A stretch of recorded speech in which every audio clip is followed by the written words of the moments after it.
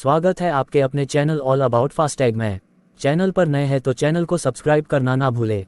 केंद्र सरकार ईपीएफओ कर्मचारियों को एक बड़ी खुशखबरी देने जा रहा है, जिसमें आगे इन कर्मचारियों की पेंशन 7,500 से सीधा 25,000 रुपये तक हो जाने की संभावना जताई जा रही है। इसका कारण न्यूनतम पेंशन राशि में बदलाव बताया जा रहा है। संगठित क्षेत्र के कर्मचारियों को 58 वर्ष की उम्र के बाद पेंशन मिलने लगती है।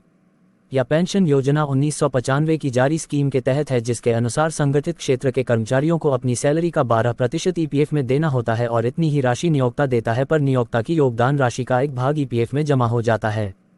कर्मचारी भविष्य निधि संगठन ईपीएफओ में पेंशन का मानदंड 15,000 रुपये मूल वेतन के अनुसार है। अगर आपकी बेसिक सैलरी 15,000 रुपये से अधिक है, फिर भी आपकी पेंशन की गणना 15,000 रुपये के आधार पर ही होगी।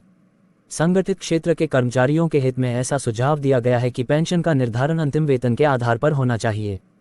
कर्मचारी पेंशन योजना एप्स के अनुसार कर्मचारी भविष्य निधि संगठन में 10 साल तक अंशदान अनिवार्य है तथा 20 साल की सेवा पूरी होने पर 2 साल का अतिरिक्त लाभ मिलेगा। आपको बता दें कि अगर कर्मचारियों की सैलरी 15,000 रुपये है तो उसे मौजूदा समय में कितना लाभ मिलेगा उसको जानते हैं। यदि किसी कर्मचारी ने 1 जनवरी 2022 से सेवा शुरू की है और 15 साल पूरा होने पर पेंशन लेना चाहते हैं तो एप्स के अनुसार उसकी पेंशन 15,000 रुपये होगी। कर्मचारी का मूल वेतन 20,000 हो या 30,000 रुपये। बताया जा रहा है कि 2 जनवरी 2037 लगभग 3,000 रुपये कर्मचारी की पेंशन निर्धारित की जाएगी। यदि किसी कर्मचारी का मूल वेतन जोड़ दिए 20,000 रुपये है तो एप्स फॉर्मूला के हिसाब से उसकी पेंशन का निर्धारण 4,000 रुपये होगा। अतः वेतन के अनुपात में पेंशन में भी बढ़ोतरी की जाएगी। इस प्रकार कर्मचारी को 300% तक का लाभ मिल सकता है। मान लेते हैं कि किसी कर्मचारी का रिटायरमेंट 33 वर्ष है और उसकी अंतिम मूल वेतन 50,000 है।